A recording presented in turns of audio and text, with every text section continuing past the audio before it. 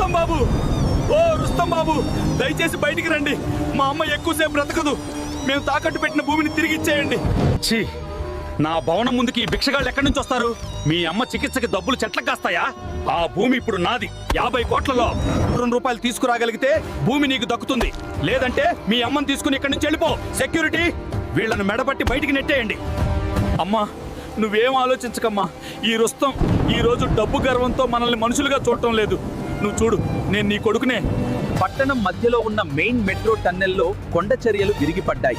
లోపల వేల సంఖ్యలో ప్రజలు ఇరుక్కుపోయారు. 10,000 టన్నుల ఆ భారీ రాయిని తొలగించి టన్నల్ను ఎవరు శుభ్రం చేయగలరో ఆ వీరయోధుడికి ప్రభుత్వం వెంటనే ₹100 కోట్ల బహుమతిని ప్రకటిస్తోంది. ఈ పిచ్చోడు ఇక్కడ ఏం చేస్తున్నాడు? పక్కకు తప్పుకో. పెద్ద పెద్ద క్రేన్లే చేయలేని పనిని నువ్వు ఖాళీ చేతులతో చేస్తావా? చావాలనుకుంటున్నావా? ఫ్రెండ్స్, మీరు లైక్ ఇంకా సబ్స్క్రైబ్ చేసి ఈ ఎమోజీని కామెంట్ చేస్తే మీరు ఎగ్జామ్లో పాస్ అయిపోతారు.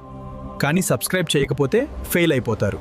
స్నేహితులారా, ఈ రోజు నేను డబ్బు కోసం పోరాడటం లేదు, మా అమ్మ ప్రాణం కోసం పోరాడుతున్నాను. మా అమ్మ హాస్పిటల్లో చావు బతుకుల మధ్య ఉంది. నా శక్తి తగ్గిపోతోంది. మీరందరూ త్వరగా లైక్ మరియు సబ్స్క్రైబ్ చేసి నాకు శక్తినివ్వండి. కామెంట్లో అందరూ మా అని రాయండి. మా అమ్మ ప్రేమ కంటే ఏది గొప్పది కాదు. లేవండి రుస్తం బాబు, మేము పేదవారమే కావచ్చు కానీ క్రూరులం కాదు. మిమ్మల్ని క్షమించేశాను కానీ ఇవాల్టి నుంచి ఏ పేదవాడిని ఖాళీ చేతులతో పంపించకండి.